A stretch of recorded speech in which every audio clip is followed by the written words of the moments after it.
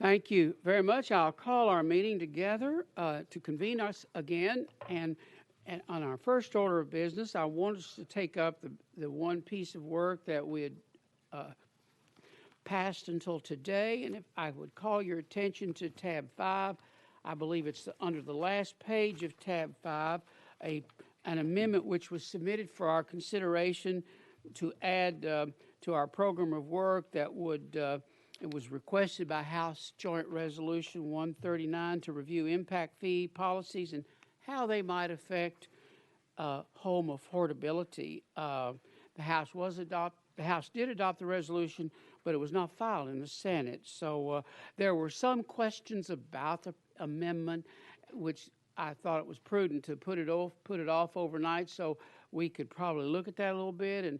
And Director Lippert has done that, and I'm going to defer to the director for a brief explanation. And if you have any questions, we'll be happy to hear them. Director. Thank you, Mr. Chairman. And if I may, before I go into that, I just want to remind the members that after the meeting today, you're invited to join staff and Dr. McAdoo and his family up in 8C of Cordell Hall for a luncheon celebrating his retirement. That'll be immediately after the meeting, unless we're done before 11 o'clock, in which case it'll be at 11 o'clock. That said, Mr. Chairman, so... Excuse me.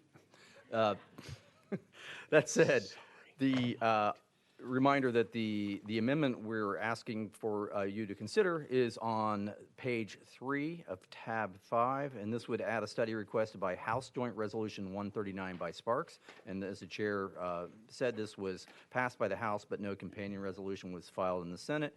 As a reminder, under tab A of tab 5 on page...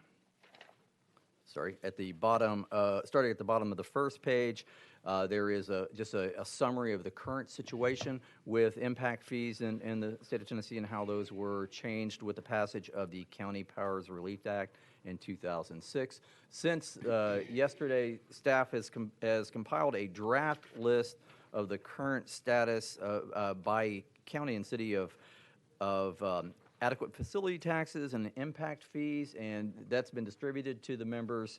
This is a draft list we are updating. We know of at least one example that may have changed within the last week.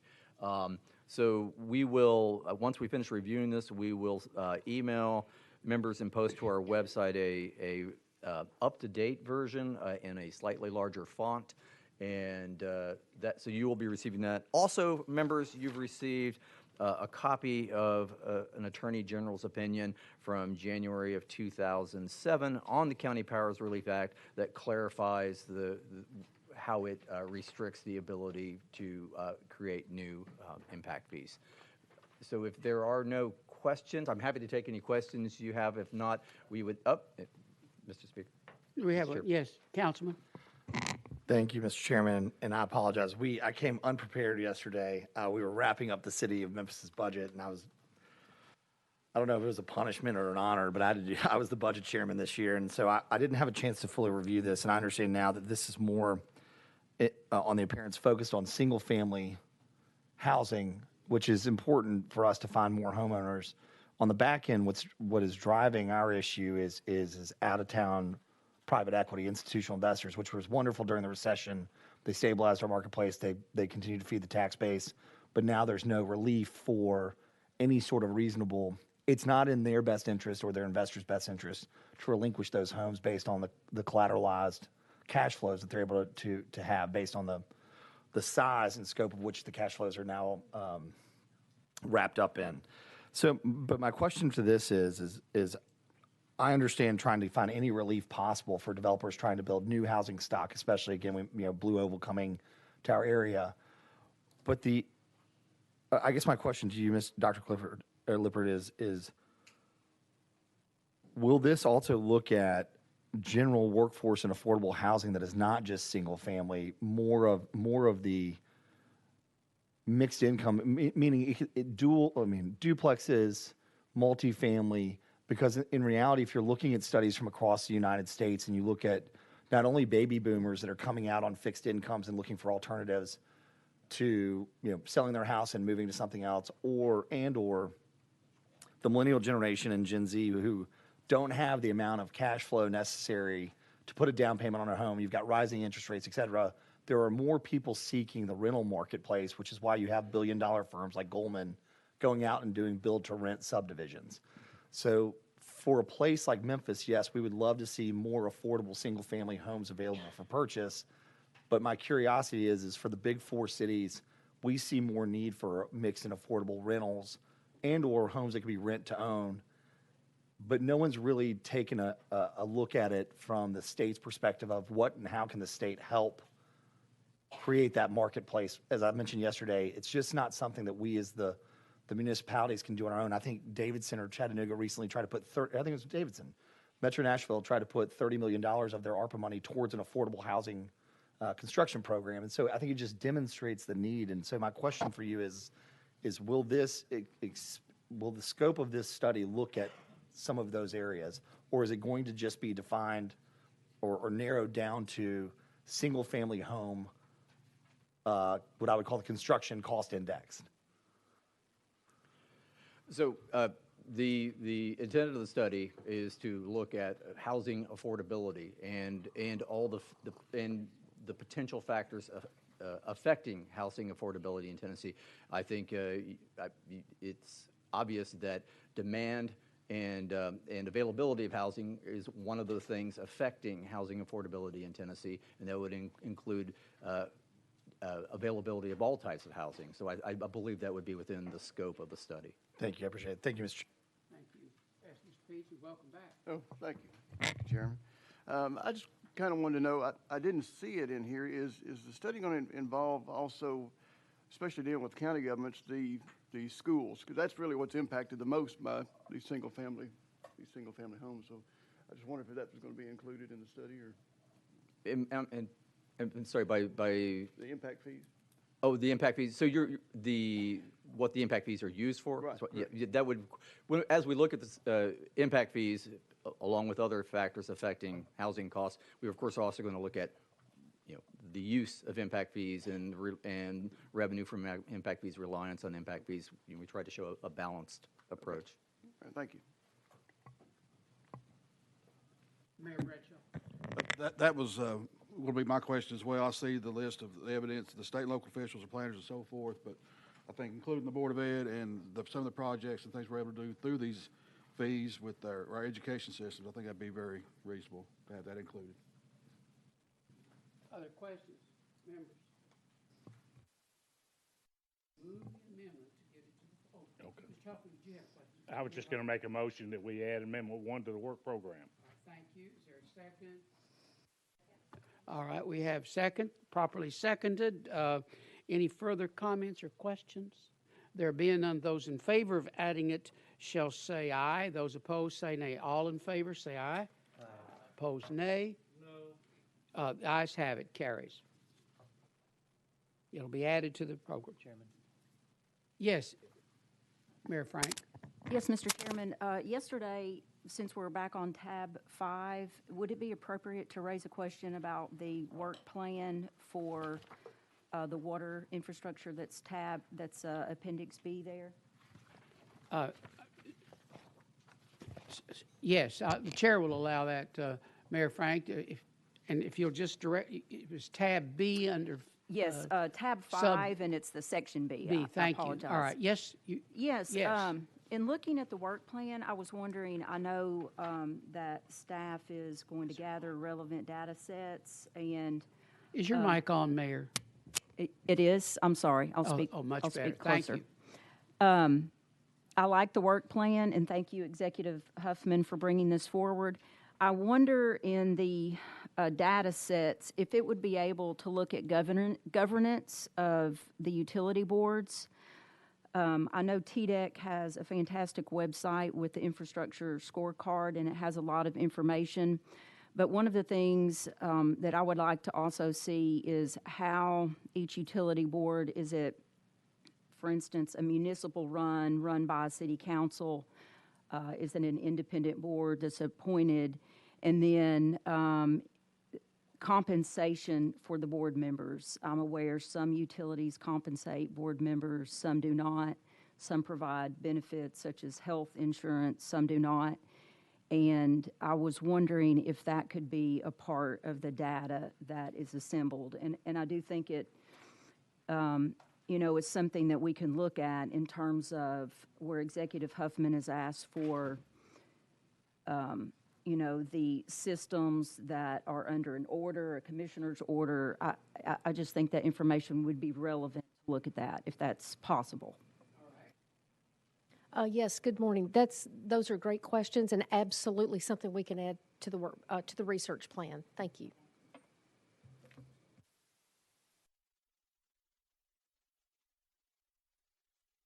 Move on to tab 8. If there's no further questions, we'll go to tab 8, Senate Bill 2287, House Bill 2729, the Emergency Communications on College and University Campuses, an update. Bob Morio, our research manager, is here, and he will make the presentation. You're recognized, sir. Well, thank you very much, Mr. Chairman. Good morning, Commissioners. The study came to the Commission in 2022 following the introduction of Senate Bill 2827 by Senator Hensley and House Bill 2729 by Representative Ogles. As amended, those bills directed the Commission to perform a comprehensive evaluation of the routing and storage of emergency communications on colleges and university campuses in Tennessee, and include a review of the ability of institutions to store data and recordings related to emergency communications and the ability to store and retrieve complaints of criminal activity alleged to have occurred on campuses, and to research best practices regarding emergency communication policies and procedures on college and university campuses. Representative Ogles also expressed concern that crimes, including assault and sexual assault on campuses, might be underreported, having noticed that some public and private institutions report little or no crime over a period of several years. So the memo we've prepared for you today, located behind tab 8 in your docket books, summarizes staff's preliminary research into state and federal laws pertaining to campus crime reporting. Just as a foreshadowing that we plan to present a draft report and recommendations at the next meeting, and a final report to be presented for your approval at the December or final meeting of the next meeting after that.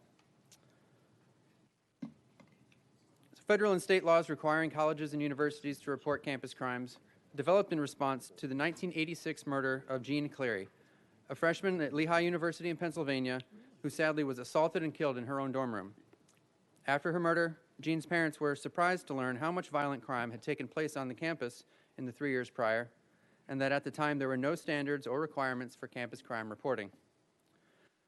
Cleary suggested that their daughter wouldn't have enrolled at Lehigh had they known about the violent crimes, and sued the school for negligence and misrepresentation of its security policies. In the wake of Jean Cleary's murder, Tennessee was among the first states to pass laws requiring that information about campus crimes be reported to the public, enacting the College and University Security Information Act of 1989. Then in 1990, Congress passed a federal Crime Awareness and Campus Security Act, which was renamed the Jean Cleary Disclosure of Campus Security Policy and Campus Crime Statistics Act in 1998, which will be referred to simply as the Cleary Act. The Cleary Act requires that post-secondary institutions participating in federal student financial assistance programs, like Pell Grants and federal loan programs, disclose campus crime statistics and other information to students and the public. The mandatory annual security report, ASR, is submitted to the U.S. Department of Education and must include information on statements of policy on a variety of campus safety topics, procedures, and security practices. Colleges must report all crimes occurring within an institution's Cleary geography, which includes the campus itself, public property within campus boundaries immediately adjacent to a campus, non-campus buildings and property that's owned and controlled by the institution that is frequently used by students for educational purposes, and non-campus buildings owned or controlled by student organizations that are officially recognized by the institution, such as student organizations, fraternities, sororities, typically. Institutions with a campus police or security department must maintain a daily crime log, which includes the date, time, location, and description of each reported crime and the disposition of the complaint. Daily crime logs for the most recent 60-day period must be kept available for public inspection. Under the law, institutions must also request crime statistics from local law enforcement agencies that have jurisdiction over their Clery geography and include that data in their ASRs. So the U.S. Department of Education conducts reviews, either randomly or in response to complaints, to evaluate institutions' compliance with the Federal Clery Act. Violations can result in fines. Institutions are also audited annually by the department as part of the administration of the government's federal aid programs, or financial aid programs. And auditors look to see if the institutions are accurately completing their ASRs and distributing them to students and staff. Since 2008, 3 schools in Tennessee had been found in noncompliance with Clery Act requirements. Memphis Theological Seminary in 2015, the University of Memphis in 2016, and Arnold's Beauty School in 2019. Only the Memphis Theological Seminary was fined. It agreed to pay $37,500 after failing to produce an ASR for 2 years, including incomplete crime statistics in the ASR in another year, and failing to meet requirements of another law, the Drug-Free Schools and Communities Act. The Tennessee Comptroller's Office also conducts performance audits of the state's public universities. In 2019 and 20, there were some findings related to Clery Act compliance in 7 of those completed audits.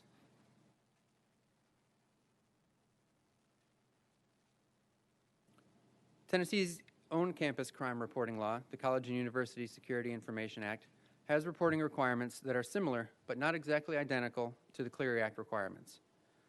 Tennessee's law requires all post-secondary institutions to report crimes occurring on campus and crimes that occur in student housing on or off campus to the Tennessee Bureau of Investigation, TBI.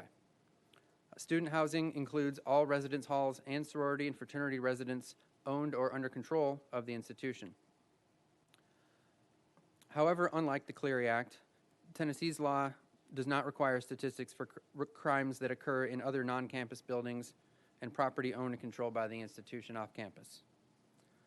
Tennessee's state law requires institutions to report data on a wider variety of crimes than the Clery Act. But unlike the Clery Act, the state's law only requires annual reporting of crimes that have been investigated by law enforcement. So there's a slight difference between the federal, anything that gets reported and reported to that crime log needs to be going in the ASR. Tennessee's law, because it has to be reported to the TBI, it's got to actually go to law enforcement for further investigation. So part of this is just what we're going to be doing in the report is explaining some of the reasons you'll see differences between an institution's Clery report, their ASR, and the reports that the TBI publishes every year. Numbers can be different. You've got different geographies and some different reporting requirements. Institutions are required to submit crime data to the TBI monthly, and TBI publishes annually in its Crime on Campus report.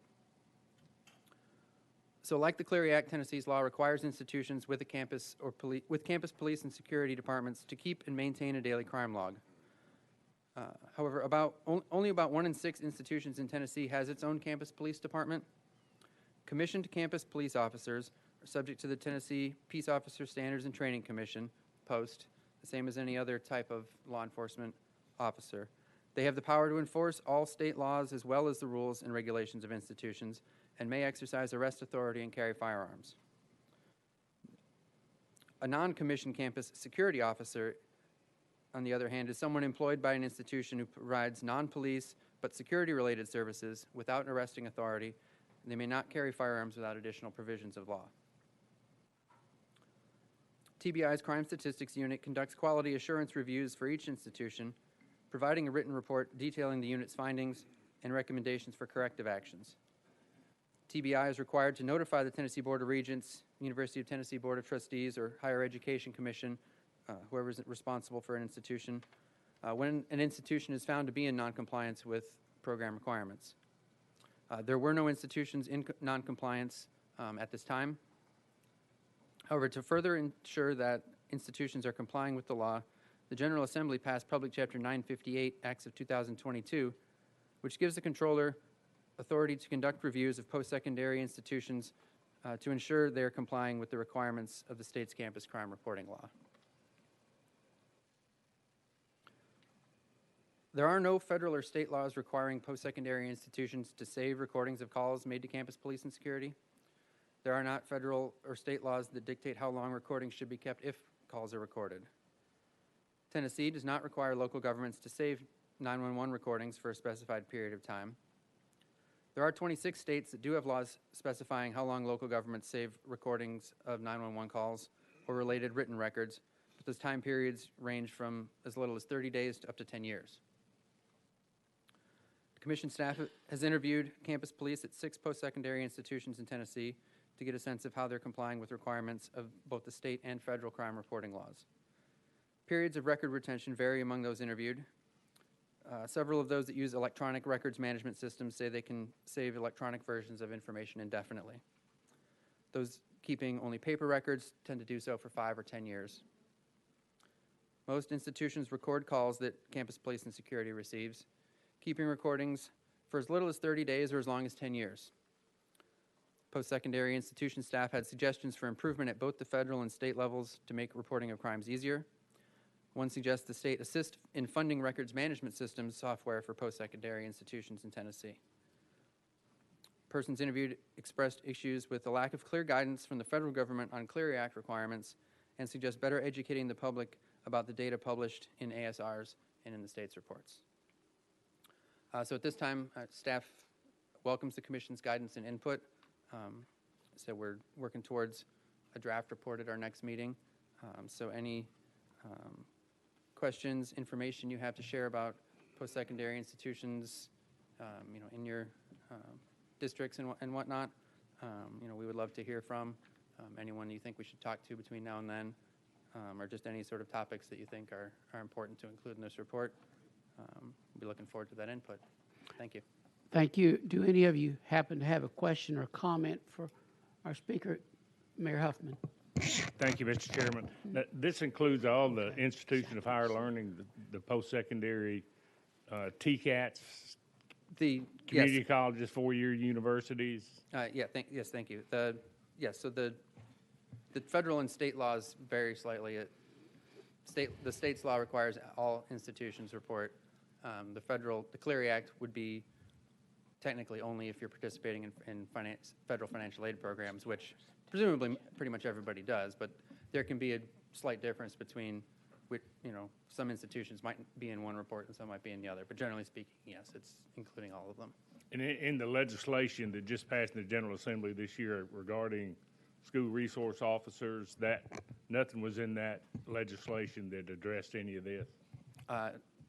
Not to my knowledge about as far as reporting was concerned. I know we looked at it. We'll make sure to look at that specifically, how it might pertain to this. There might be things that were in that could be used for these purposes. So Thank you, Mr. Chairman.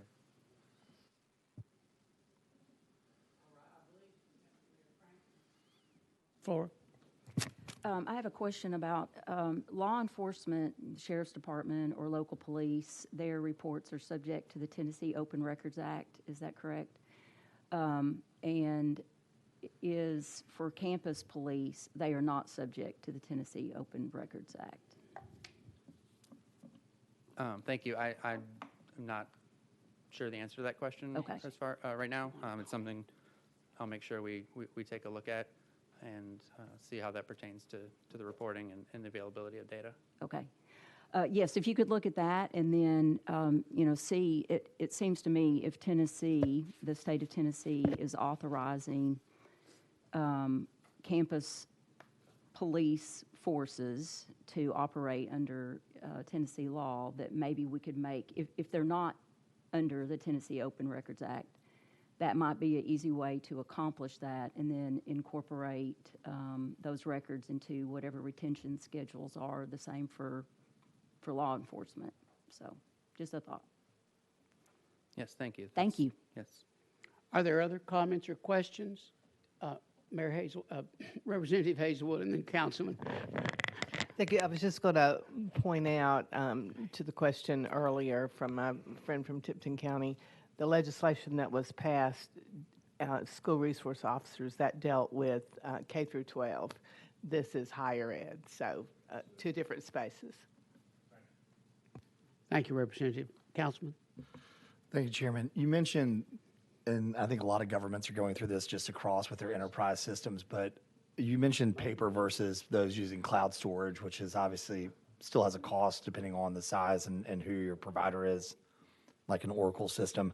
I guess as you're going through this, I mean, some sort of retention clearly makes sense. You may have an investigation that is preliminary, and then cause isn't found, and then some new piece of evidence or information or witness come forward in a sexual assault case, and then that evidence is not retained and destroyed, and so now you have a crucial piece for the prosecution and the victim's rights. So where I'm driving with this is as you are going through this process, you have some large institutions like UT Knoxville and the University of Memphis and others that if they're not already implemented in a cloud storage system and you recommend that, you may place a significant cost burden upon a smaller community college or theological school that if the state passes, if the General Assembly would choose to pass that mandating a switch, that I hope you would take into account recommending the potential cost to those that would have to switch to an enterprise system, as well as a best practice for whether it is, 2 years, 5 years, or 10 years. And to your point on paper, usually it's because taxpayers don't want to hear that you're spending $100,000 a year on a storage facility for boxes that no one knows what's in them. So I hope you'll pay close attention to that. Thank Mr. you. Chairman. Yes, I would say that, so far, the resources available to a university seem to kind of dictate the level of what they're currently doing. If they have, advanced electronic records management and all those sorts of things because they have the capability and the resources to do that, or smaller institutions that don't. So definitely thinking about that, and that's what we're hearing from the ones we've talked to. Yeah. Other questions? Thank you very much for the presentation. And this will be back on our September agenda for approval. And now I'd call your attention to tab 9, members. Our draft report for review and comment on utility scale solar energy development. And I believe Ms. Berry is bringing that. And she's down here, okay, in the front of us. So you're recognized, Ms. Berry. Thank you, Mr. Chairman. Good morning, members. I also have David Lewis, Research Director, who's part of this team for the study.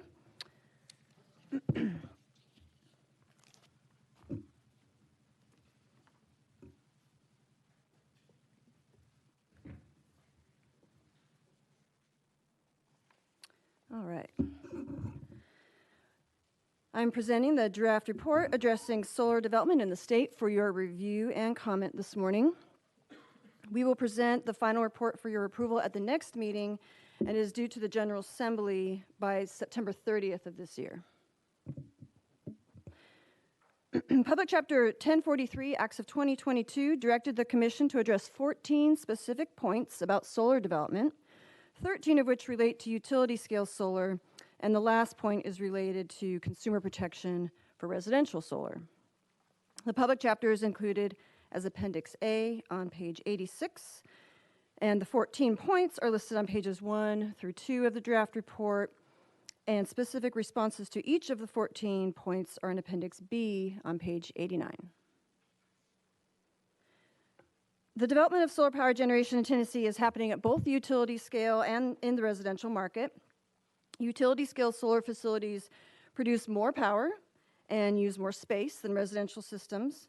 And utility scale usually refers to the amount of power a facility produces in megawatts. And the amount of power is considered large enough to be sold to a wholesale utility buyers rather than end-use consumers. The power produced at these large facilities is often sold back to the electric grid, but it can also be used on the property where it is produced. Although solar power is a relatively small part of the Tennessee Valley Authority's, or TVA's, energy generation mix, the Tennessee Department of Economic and Community Development, ECD, and TVA staff say that solar is an important part of economic development in the state. Tennessee has land that is well suited for utility-scale solar, especially in the western part of the state, where there are many acres of flat farmland that are near a connection to the electric grid, such as a substation. Table 2 on page 17 shows the utility scale solar facilities identified by staff in Tennessee as of May 2023. Stakeholders have expressed concerns about both utility scale solar and the residential solar market in Tennessee. For utility scale solar, stakeholders, including landowners, local community decision makers, and state leaders, have questions and concerns generally related to property rights and property values, land use, aesthetics, environmental effects, and protection of landowners. On the residential side, most of the concerns are about customers being defrauded or taken advantage of by solar installation companies. Through its investigation of the 14 points, staff found that many of the issues and concerns raised about solar development are not unique to that industry, but more broadly applied to development in general. For example, as with other types of development, the construction of utility-scale solar facilities involves the disturbance of land and installation of new infrastructure. And as with other development, utility-scale solar is subject to local land use requirements in communities with zoning, and is subject to the same federal and state environmental requirements. Staff of the Tennessee Department of Environment and Conservation, TDEC, a Division of Water Resources, say that solar projects generally minimize soil disturbance and have better environmental outcomes compared to other types of large construction projects that have been permitted. And unlike other development, it is possible that land can be returned to agricultural production after a solar facility reaches the end of its useful life. While they are operating, solar facilities generate revenue for landowners and tax revenue for local governments. Zoning is one tool that local governments are authorized to use under state law to help them regulate development, including solar development in their jurisdictions. Zoning gives communities a say in how and where different types of development can happen by allowing local governments to set standards such as the use, location, size, and height of buildings and structures, the amount of open space, and the percentage of a lot that can be occupied. At least 9 counties and 1 city in Tennessee already use their zoning authority to regulate solar within their jurisdictions, and 1 county and a city have created a unified development code that includes solar regulations. To exercise authority over solar development, however, local governments must have adopted zoning, and whether to adopt zoning is a local decision. As of May 2023, 40 of the state's 95 counties and 271 of its 345 cities have adopted zoning. And Bedford County is one example of a local government that has used zoning to encourage solar development in certain areas by creating a renewable energy development zone and streamlining the approval process for projects inside the zone and setting stricter standards such as larger setbacks outside the zone.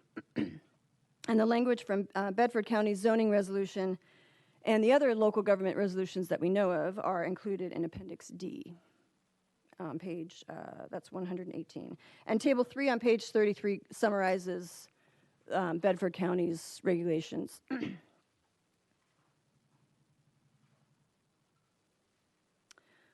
Local government representatives say that model ordinances and examples of existing ordinances from other local governments and states would help them make decisions about solar development in their jurisdictions. A model ordinance for utility-scale solar development is available to Tennessee local governments. It was created by the University of Tennessee Municipal Technical Advisory Service, MTAS, and the County Technical Assistance Service, CTAS, in coordination with the Tennessee chapter of the Solar Energy Industries Association, Tennesseea. That's the organization that represents solar companies in the state. The model ordinance includes required fencing, setbacks, landscape buffering, and submission of the decommissioning plan to the local planning commission. And it is included as Appendix C on page 115. Some stakeholders are concerned about the potential loss of agricultural land to solar development, particularly prime land where soils are best suited for growing crops. But solar facilities are unlikely to be the primary driver of agricultural land loss in the coming decades. Currently, TVA plans to add 10,000 megawatts of solar power generation by 2035, throughout its service area, which includes parts of 7 states, not just Tennessee. Even if all these facilities were developed on Tennessee farmland, they would account for approximately 100,000 acres taken out of production, or 1% of the farmland in the state. In comparison, the amount of farmland in Tennessee decreased by 1.1 million acres from 1997 through 2017. It is also possible to develop utility-scale solar facilities without taking farmland out of production, and this is often referred to as agrivoltaics or dual-use solar.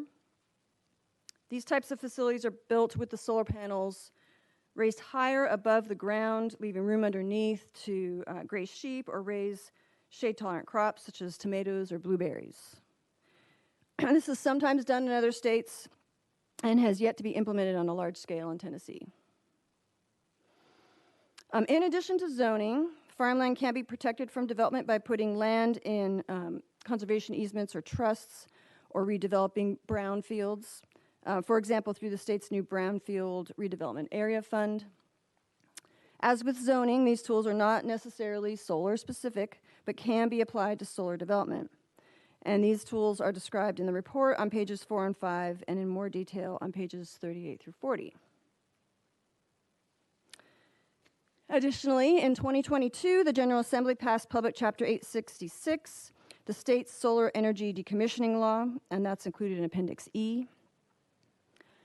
It sets requirements for returning agricultural or other land to a condition suitable for its former use once a solar project has reached the end of its effective life. And the law was a compromise between the 2 organizations that represent key stakeholders, the Tennessee Farm Bureau and Tennesseea. It requires the agreements between the solar developers and the landowners who lease them land for the facilities, which are called solar power facility agreements, to include a decommissioning plan with financial assurance to secure that the person leasing the land removes components and restores the land to as close to the condition it was in before construction as reasonably as possible. Financial assurance must be provided to the landowner and cover the decommissioning cost. Currently, 23 states, including Tennessee, have solar facility decommissioning policies or laws. They share similarities, but unlike Tennessee's laws, some specify how the decommissioning cost is calculated, and most provide government oversight authority, including allowing penalties for noncompliance. There is abundant information about both utility scale and residential solar development from many sources, including nonprofit organizations and federal and state government agencies. However, there's currently no one-stop shop for information on solar development that is specific to Tennessee. Resources exist in separate locations, and stakeholders might not know the resources are available or how to access them. Other states maintain websites that aggregate information and resources regarding utility-scale solar for local governments and the public, such as Kentucky. And some states have websites with information about residential solar for consumers, such as Georgia. The TDEC Office of Energy Programs has a website with information about renewable energy, and Office of Energy Programs staff agree that working with other agencies to expand the website to be more comprehensive would be beneficial. Therefore, the first recommendation of the draft report is that the TDEC Office of Energy Programs continue to expand and maintain their existing website with additional guidance and resources on the utility-scale solar for local governments, landowners, developers, and the public, similar to Kentucky. And representatives of that office say that they are willing to do so. And the second recommendation in the draft report is that the Tennessee Office of Energy Programs continue to expand and maintain its webpage that provides guidance and resources on residential solar for the public. Representatives of the office say they're also willing to do so. And now moving on to the consumer protection issue, staff found that most of the fraud in the solar industry occurs in the residential market, and Tennessee has consumer protection laws to help protect homeowners. Consumers who contract with a company to install solar on their residence are protected by the Tennessee Consumer Protection Act and Home Solicitation Sales Act. The Division of Consumer Affairs in the Tennessee Office of the Attorney General and Reporter That's the state agency that receives complaints from consumers about businesses. Received complaints associated with 9 residential solar companies between 2020 and 2023. However, 477 of the 498 complaints were directed at 2 companies. Residential solar installations by these 2 companies were often expensive, sometimes approaching $100,000, and often included long-term interest payments to a finance company. And to put that amount in context, the average cost of a residential of solar panels in Tennessee is $10,293, and the national average is $16,000. The maximum civil fine for violations of the Tennessee Consumer Protection Act is $1,000, which is on the low end of civil fine maximums compared to other states. A review of other states' laws finds their maximum penalties generally range from $1,000 up to $50,000 per violation. So therefore, the final recommendation of the draft report is recognizing that care would need to be taken to avoid undermining the intent of the General Assembly's past efforts at tort reform. The Commission recommends that the state consider raising the penalty for violations of the Consumer Protection Act if the good or service involved has a value greater than a monetary threshold set by the state. And thank you. I look forward to your questions and input and guidance. Representative Hamilton, you're recognized. Representative Hazelwood. We're going to reintroduce ourselves I think so. today, Senator. Thank you. Thank you. Just a question regarding a couple of questions actually. What is the life of a solar farm or the solar panels? They're designed to last at least 25 years. They can last longer than that. They do lose efficiency over time, so they're often, the technology is changing so quickly now, I think they're replaced more quickly than 25 years. But that's how long they're designed to last.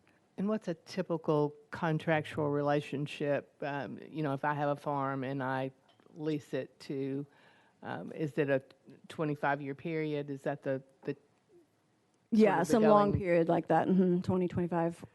And they're often extended even longer. And then, thanks for your indulgence, Chairman. Just one other question.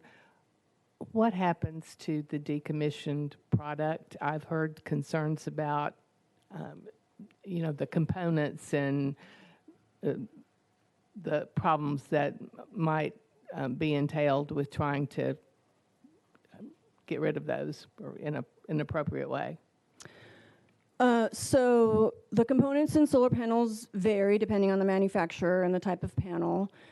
Generally, the U.S. EPA has said that some panels could be considered to have some hazardous waste, but generally, and they're all tested, generally they're found to not be hazardous and are handled as solid waste. So they either usually go to a landfill, or they can, most of the materials, over 90% of the materials are recyclable. However, right now, there's not a great recycling network for solar equipment. However, that is in development. There's a lot of research being done on that, so hopefully in 25 years that will be better. But there's a lot of people working on that.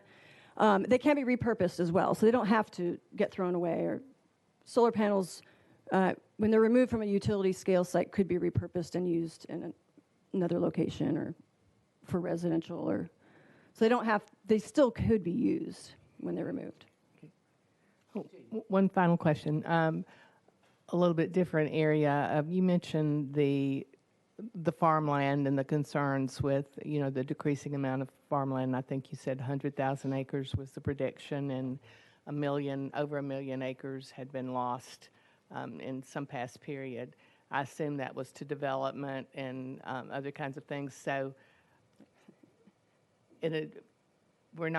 but we wouldn't just be looking at an additional 100,000. It would be also increased development. So, what are your predictions, if you have those kind of statistics, for what our farmland shrinkage is going to be, say, over the next 5-10 years?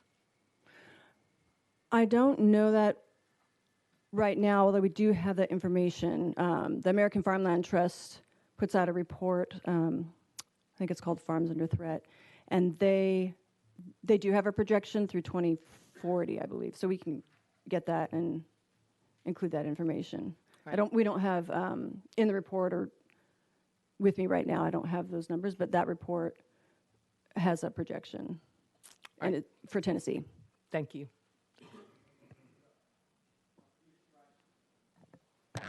Thank you, Mr. Chairman. Just a couple of quick questions. You said it's 25 years typically as a lifespan. About how many acres does it require to make a utility scale project economically viable? TVA uses, says it's about 10 acres per megawatt. It can be, the range is like 5 to 10 acres per megawatt, but TVA says 10, so that's what we went with. So 100 megawatt facility, which would be pretty big, a big one, would be 1,000 acres. Mm-hmm. So for a big facility, it's a good chunk of land. Do you know where economic viability kicks in? Where it be, like at what point? Is it at 5 acres? Is it at 500 acres? Do you know? I don't know. Okay. That's a good question. The other question I had, does this, if a farmer, let's say, transitions their land to this, does that change the tax basis of the land? Yes. Yes, so we talk about starting on page 19, actually on page 20, we describe how solar facilities are assessed. It's a little bit complicated, but we created a figure on page 2022. We worked with the Office of State Assessed Properties to make sure this is correct. And this is how it actually works. So hopefully this figure will help show how there's different decision points, obviously, and how it's assessed, but it does change. Okay, thank you. Mm-hmm.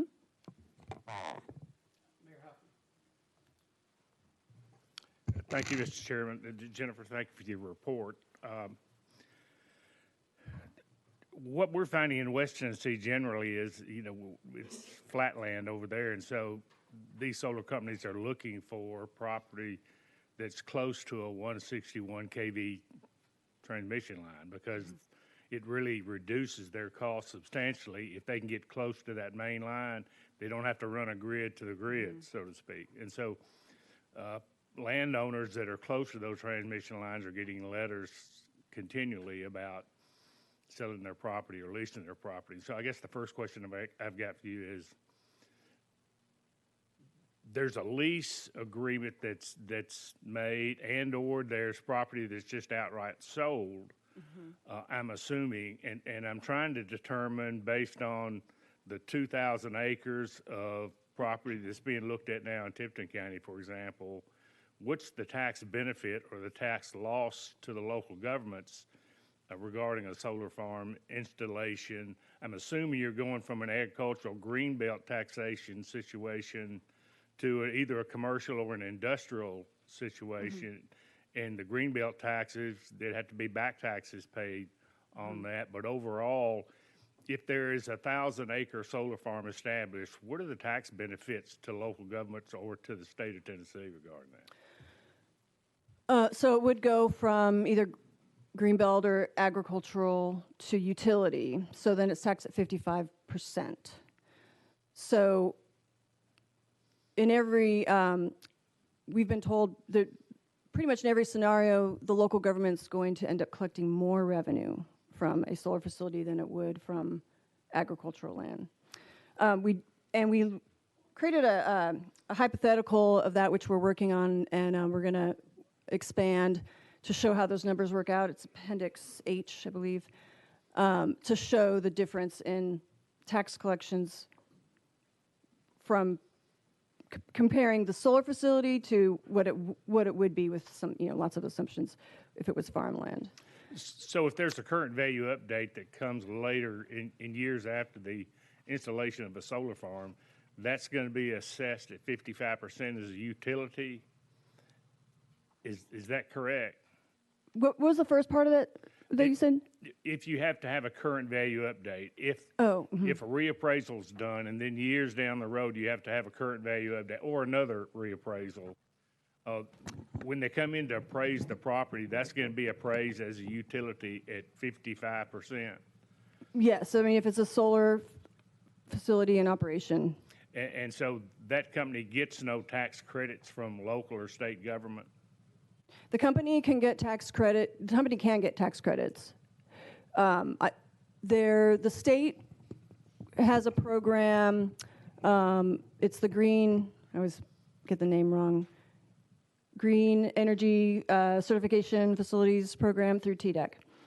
There is a benefit for being certified through that program, which we do describe in the report. And so that allows, if you have that certification or if you're registered as a public utility, then there are benefits for the company. And there's also federal tax credits for the companies can take advantage of. Right, so those tax credits to local government or the state, that has to come off what you think you're going to be making off of it in terms of taxes. Is that correct? Actually, I believe the chairman is recognizing. If there's no objection, I think Mr. Lewis was wanting to help answer that question. And then we have. Yes, thank you, Mr. Chairman. My name is David Lewis, Research Director.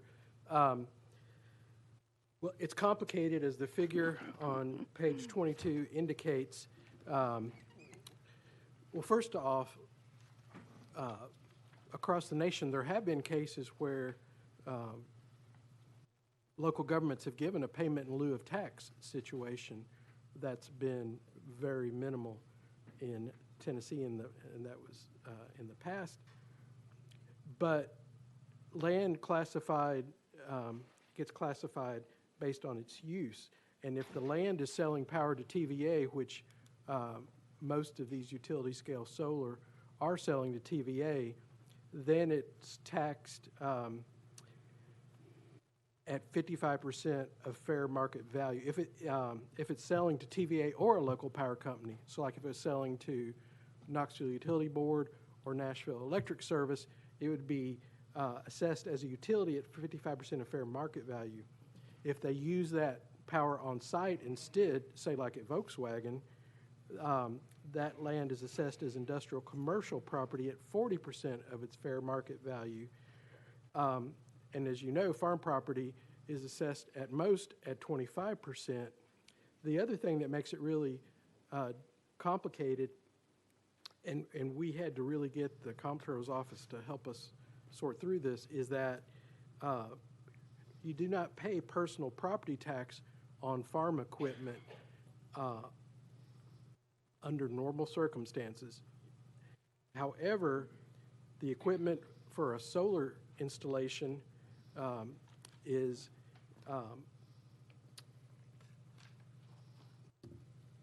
subject to personal property tax, and it's appraised at 12.5% of the original cost, which could be substantial, and then assessed at 55% of the appraised value. And then because of case law from Northwest Airlines versus Tennessee State Board of Equalization and subsequent cases, you reduce that by 15%. So you're still getting personal property tax that you would not have been getting. So you're getting, based on the land, you're getting 55 if sold to TVA or the local power company. If it's used on site, you're getting it assessed at 40, and if, as you know, 25% or less based on the fair use value under Greenbelt. So a higher land revenue, and then you're getting personal property tax, which you would not be getting, generally speaking. Yeah, and you said it was assessed at 40%. Now, that's real property assessment, right? So Yes. if an appraisal is done years later, is the property, are the panels and all assessed as personal property or as real property? The panels themselves are appraised as personal property, but the land would be, depending on where the power is being sold to, It's going to go to 40%. 40% minimal if it's on-site usage, 55% if it's to TVA or a local power company. And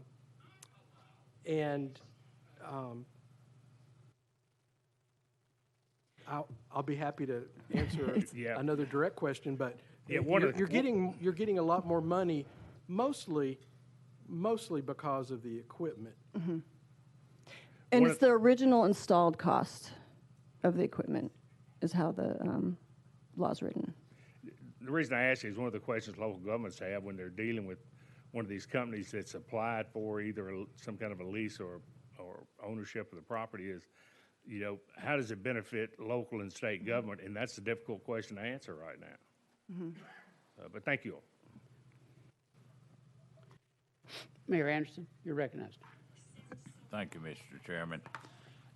David, with Jeff's remarks, and I just don't remember, do you have rollback taxes on leased agricultural land, or is that strictly on sale of land? You in fact would have, under your greenbelt, you would in fact have rollback tax implications. Your legal counsel, as a landowner, would hopefully be aware of this, and you would have that taken care of in the initial option to be considered for the lease.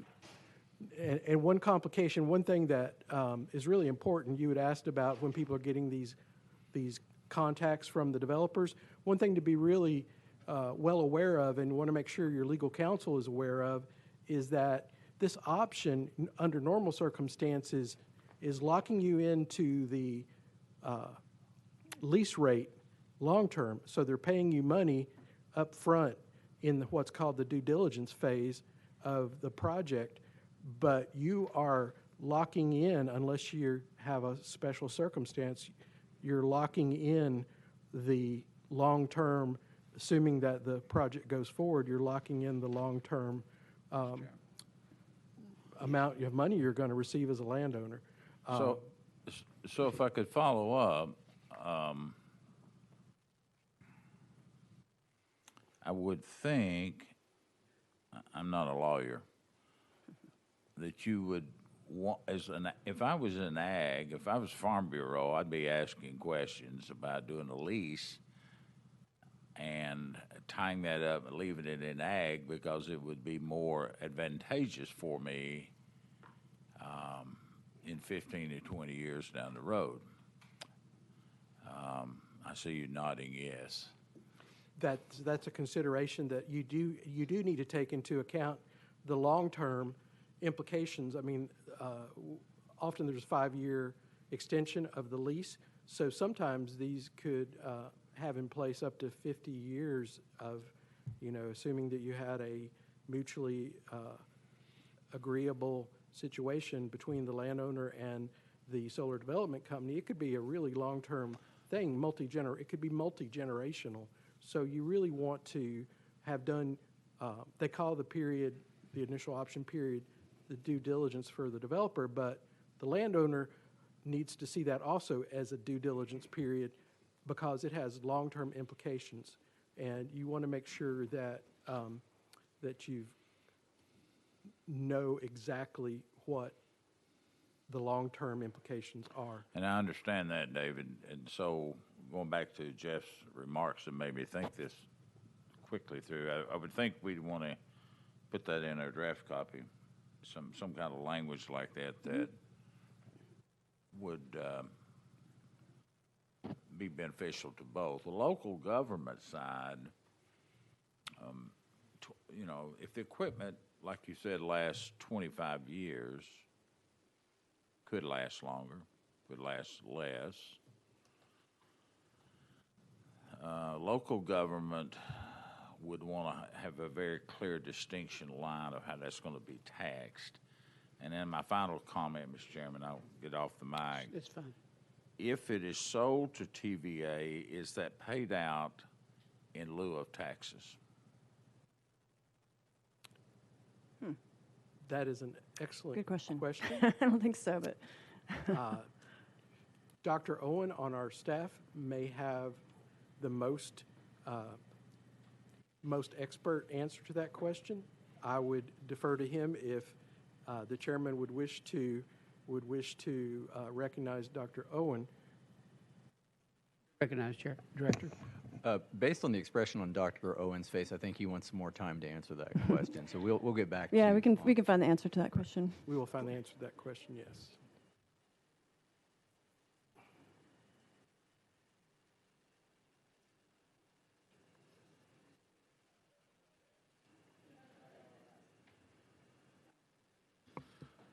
Thank you, Mr. Chairman. I, too, had a very similar question. Most TVA has, I'm going to use the term of monopoly. As Shelby County has been an MLGW. I've had a long conversation over the last 2 years. And to your point, in our wholesale agreement, we can only receive 5% of renewables outside of our agreement with TVA. So ultimately, every developer that's not going to a large industrial megawatt user is ultimately, you're going to receive some sort of benefit from the land use, but ultimately it's being sold to TVA to be repackaged and sold back to your local power company. And so I'll find that study very interesting. I would like to follow up on Representative Hazelwood's question, though. You mentioned the solar materials of the panel itself, but the concerns that we hear about are more about the storage, the lithium batteries, and how they're being treated. Because solar is not an on-demand, it's usually a high-demand period. Much like the combined cycle can store some sort of battery reserve for high demand cycle. So what is the plan for lithium battery life and removal? Great question. It's a similar situation. I mean, right now, there's not a lot of energy storage happening at the large scale facilities, and there's a shortage of batteries. And so, but that will be something that needs to be addressed in the future. To scale, to scale Yes. to the size that TVA is pushing to scale to outside, and because we're talking more about utility scale, not me as a homeowner, to scale to that size is going to require a significant amount of thought in that. I mean, we can get more information about what's happening with the lithium batteries, or what the plan is. We have been told that the economic development related to electric vehicles has created, as you would think, economic market pressures on the price of lithium and lithium battery technology, so Cobalt. that it has been slower in being added to utility scale solar facilities or other power grid components. It's expensive to add utility scale battery storage. Mayor Frank, did you have a question? Yes, Mr. Chairman, thank you. Excellent report. I appreciate it. I learned a lot. A couple of, I want to go to the consumer protection side and specifically selling excess energy back into the system. A couple of examples I have of citizens that have reached out to me or state reps. They were frustrated because they walked into their solar projects believing they would never pay utility bills again. They were going to sell everything back, and only at the last step of the project did they communicate with the local utility provider, LPC. And is there, as you all are looking at this, is it education? Is it maybe in the permitting process, check the box? I'm not advocating for another permit or anything like that, but for the residential homeowner to communicate with the local utility on the front end instead of putting the utility in the position of being the bad guy. There's rules and regs they have to abide by when someone's plugging into the grid. And I don't know if you found anything there, you have any comments or anything in that regard. That's a common thing we've heard on the residential side. And the main suggestion or best practice for a residential homeowner is to call, if they're interested in solar at all on their property, the first thing they really should do is call their local power company and have a conversation to get good information, realistic expectations. So that's the first thing a homeowner should do. And it is about education, which is why we're suggesting gathering all this information that we found that would help homeowners and making sure it's getting out there across the state, and working with local power companies to communicate with their customers. So, yeah, that is probably the biggest piece of, well, I guess, I don't know if it's misinformation, but misunderstanding from a consumer perspective is that they're not going to have to pay utility bills anymore, and that's just not the case.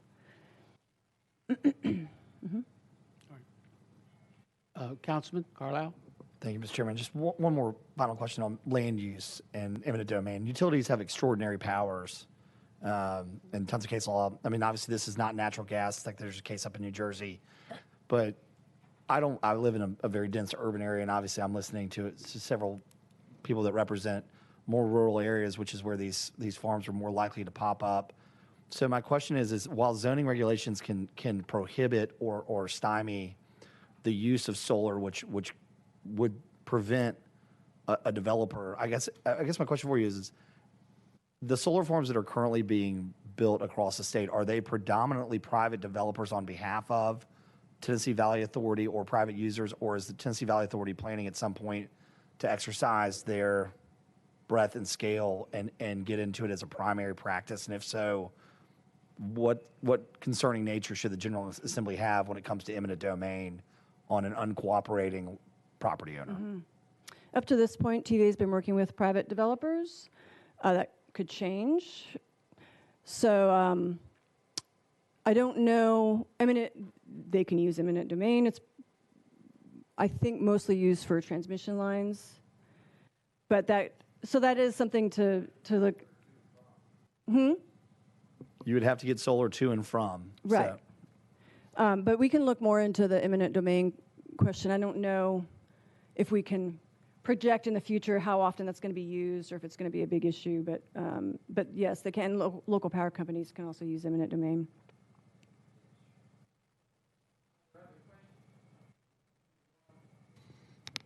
Just one question. What the development of these solar farms, most of them that I see are being developed in West Tennessee because of the topography. I think there's not as many in East Tennessee. The only thing I've heard is some wind turbines in East Tennessee, and Senator Alexander and I had a discussion about that, and I agreed with him 100%. Those were, from an aesthetic point of view, they destroy so much. So we were both opposed to that, and I think he was accused of being anti-environmental because he was, but that's not the case.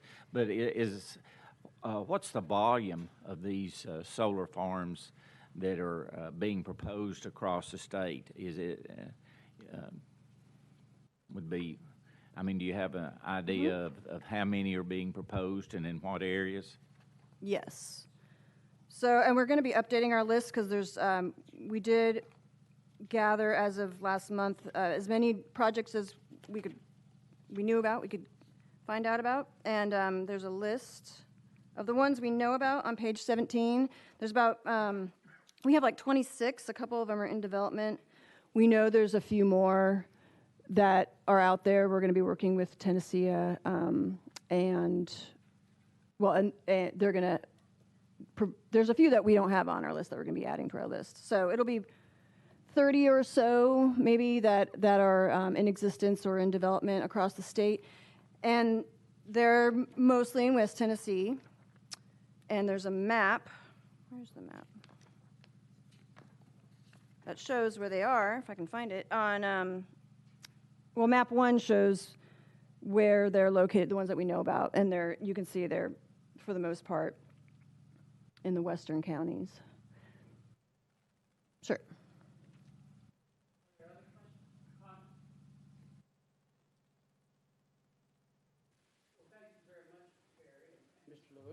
For helping, for answering our questions today. We've had some good questions today, and I know you'll take them all very seriously as you prepare the report. Thank you very much. And I will now take us to Thank you. I will take us now to our next item, which would be tab 10 in your notebook. We were asked to TACIR was asked to study the alcohol taxes and regulations on restaurants in Tennessee and recommend appropriate changes that would help balance the needs of business and the broader needs of the public. And we have an outstanding panel assembled today, and I'm going to defer to Madison Moffett, our research associate, who will, as our panelists come up, if you all come up and take your seat at the table, then she will introduce you, each of you, to the members. I believe she has already mentioned to you that we would ask you to keep your remarks to about 7 minutes, and we will, I'm sure, have questions, but we will take the questions at the end of the presentation by all of the panelists.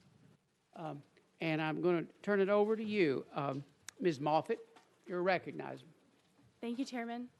Good morning, members. As the Chairman mentioned, my name is Madison Moffett, and I'll be introducing today's panel for the Commission Can you study. speak up just a little into the mic, I don't please? think your mic is on. The light's on. Okay. Can you hear me? Just get, yeah, you may need to get a little closer to it. Is that better? That better? Use my outside voice, thank you. My name is Madison Moffett, and I'll be introducing today's panel for the Commission study on liquor by the drink. You can find a copy of our memo behind tab 10 in your docket books.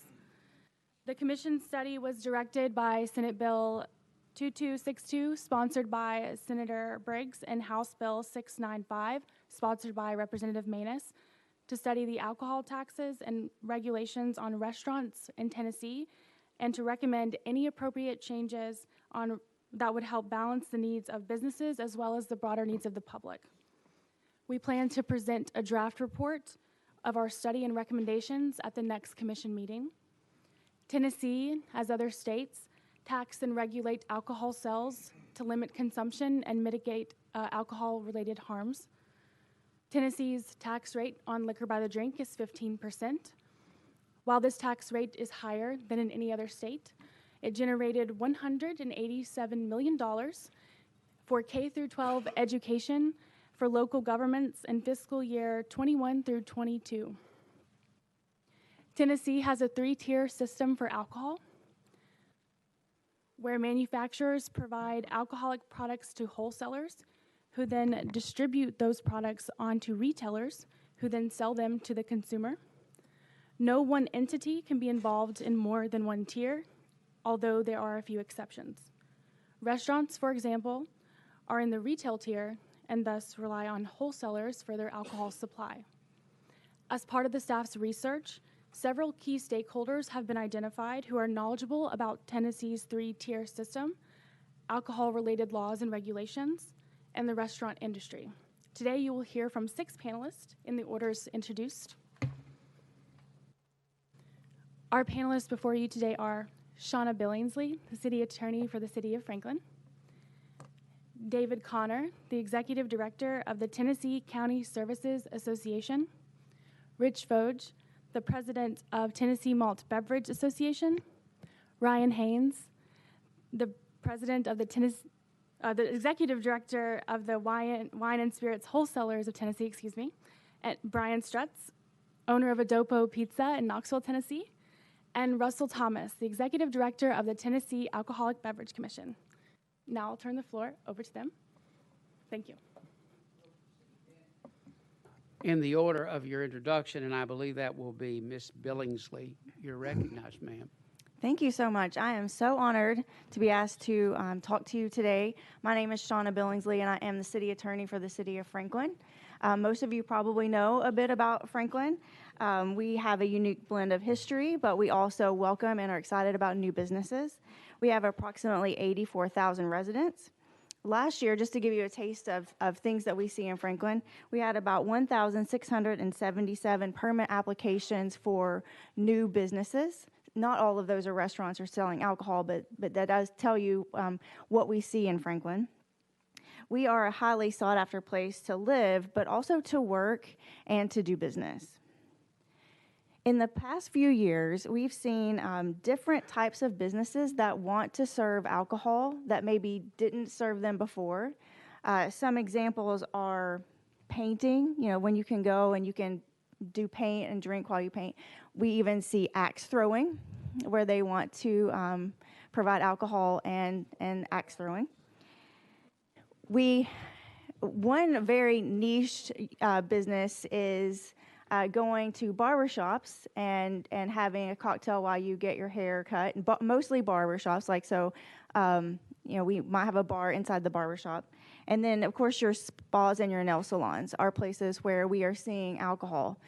One thing that those places don't offer is food. And you know a lot about how taxes work with the sale of alcohol and food. The more you sell food, the less taxes you pay. One other exciting thing that we see in Franklin is, some of you know about the Factory of Franklin. Historically, it has had restaurants that each have their own license, and they serve their alcohol within the confines of their restaurant and within the footprint of their license. The factory has placed several bars actually, inside the footprint of the factory itself.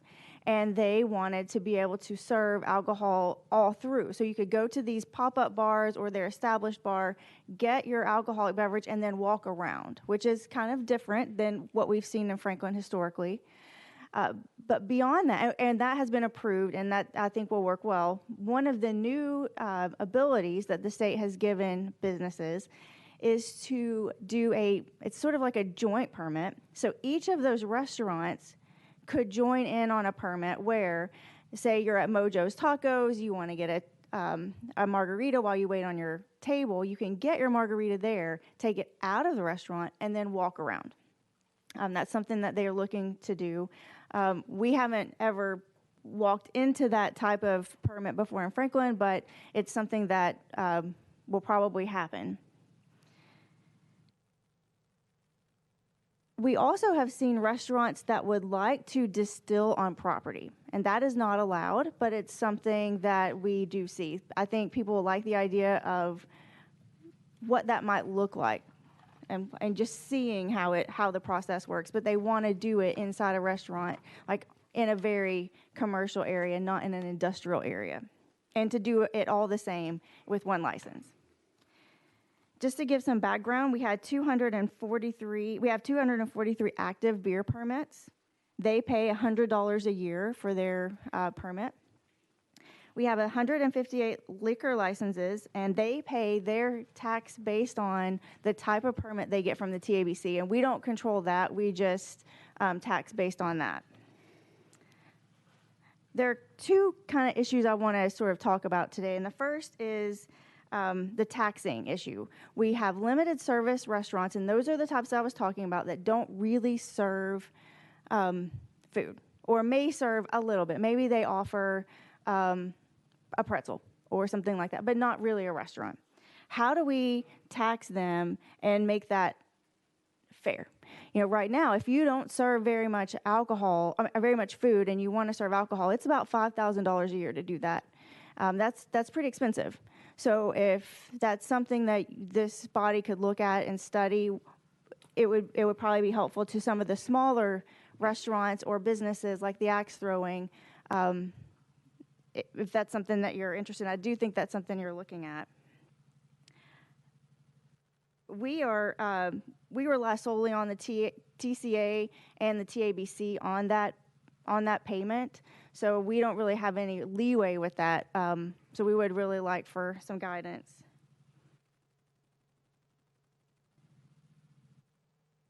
Just want to make sure I get all my points. But the next issue I want to talk about, so we have the licensing issue with taxes, and that's important. We need to talk about that. The other thing I would like to talk about is how a business can sell alcohol. Right now, they have to get training through the TABC, they get permits through the TABC, and that is really, really important to the city of Franklin. For example, during the COVID period, we had to shut down a restaurant for quite a bit of time because of the amount of alcohol they were serving, and the things that were happening within that establishment. If we lessen the training that the servers get, or if we somehow lessen the amount of permitting that we could get, we really lose our teeth to regulate any sort of bad actors. In 2022, we had 431 DUI arrests in Franklin. That's a lot. In the first 5 months of 2023, we've had 121 DUI arrests for over-serving, mostly over-serving. We generally know where they're coming from because they have the receipt in their pocket. And as you know, a Brentwood officer was killed in the line of duty after drinking at a Franklin establishment. Recently, we also had a DUI fatality in the middle of the night. Thankfully, our fatalities are not high, but when they happen, they hit home. Generally, we have about 10 or so beer hearings for underage sell to minors. Those are very important to us, and the way we get to that is because the business has a permit and each server has a permit. We have the ability to bring them before a board and either revoke or suspend or fine the business, and that's our teeth. That's how we get to the bad actors to be better actors. We think we need better regulations to help cities. We have the Responsible Vendor Act. I don't know that many people know about it or use it. That is where businesses can sign up, take a little bit more training, pay a little bit more money, but when they have issues, their permit or their fines are set at certain amounts, but on the front end, they get a little bit more training. When we go to beer hearings, we find that most businesses don't even know that this act exists. So more training on that could be helpful.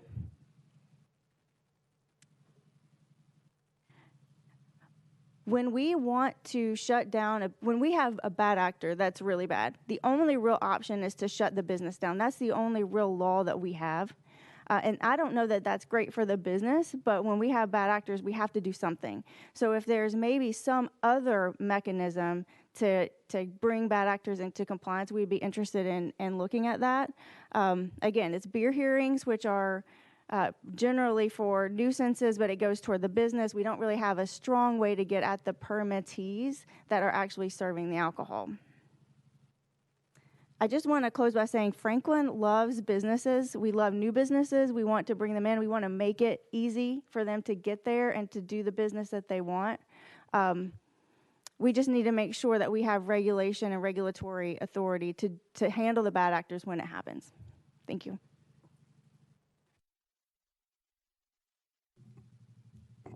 Thank you, Mr. Chairman, members of the Commission. I'm David Connor with the Tennessee County Services Association, and I'll try to keep my comments fairly brief today.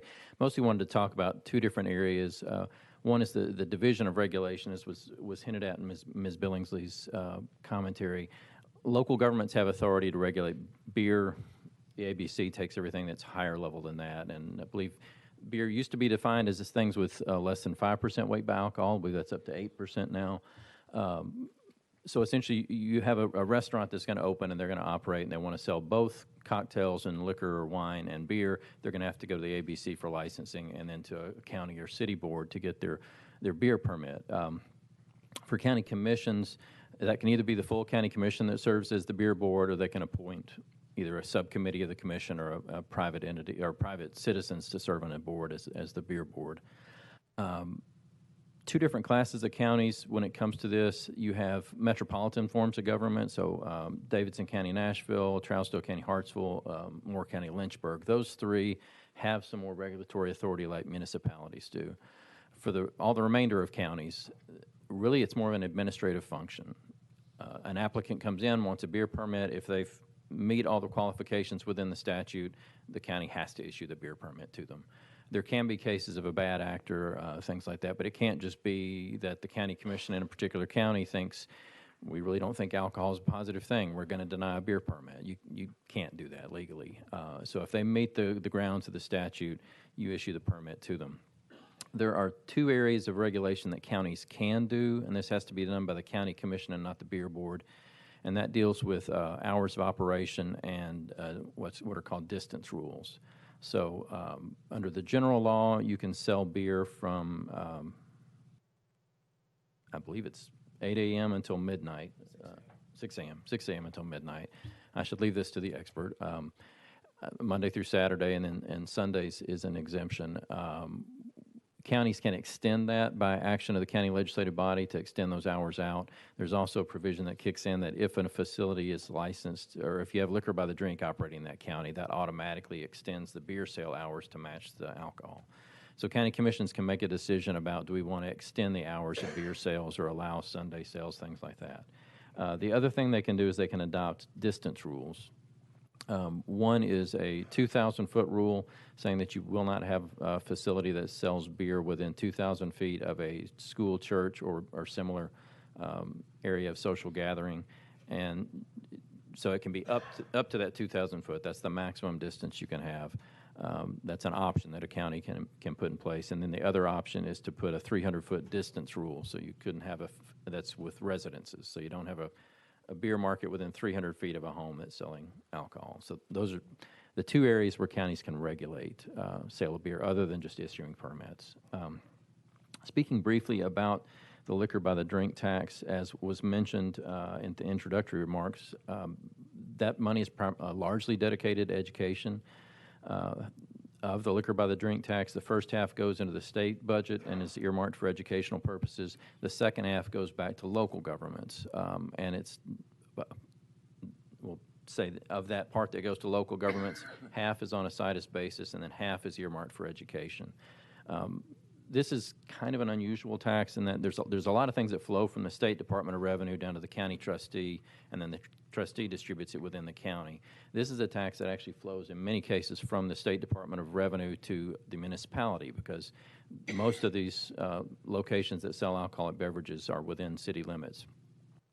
About 10 years ago, it was discovered that in a number of jurisdictions, and this was probably the fault of both the city and the county, this had gotten lost in the wash, and so the money was flowing from the Department of Revenue to the municipality, and the municipality was not aware that they were then responsible to share half of that with the county school system. So those of you who have been in the legislature for a while remember we had to enact some statutory provisions on how do we correct that, and there was a time window granted for municipalities to be able to pay back money that hadn't gone into school systems. There were also some controversies about what if that city operates a school system or not, and really when we got into it, there were a lot of complexities there, because you have cities that have liquor by the drink that do have a school system, cities with liquor by the drink that don't have a school system. The ones that have a school system may have only served K through 6 or K through 8 versus K through 12. So the statute's kind of complicated when you get into those circumstances as far as how the portion for education is shared. But like I said, of the tax as a whole, half goes to the state general fund, is earmarked for education. Of the part coming locally, half goes on a situs basis, and then the other half goes and is earmarked for K-12 education. So be happy to take any questions at the end. Thank you, Mr. Connor. Mr. Fogg. Good morning. My name is Rich Fogg. I'm with the Tennessee Malt Beverage Association. The TMBA is an organization of Tennessee's beer distributors. These distributors are located in communities across Tennessee and generate 2,860 direct jobs in Tennessee. These small businesses are family-owned and value their role in Tennessee's independent distribution system, also known as the three-tier system. And I appreciate the invitation to participate this morning, and I look forward to being a part of the discussion. Thank you. Thank you. Mr. Haynes? Thank you, Mr. Chairman, members of the Commission. My name is Ryan Haynes, and I'm the Executive Director of the Wine and Spirits Wholesalers Association of Tennessee.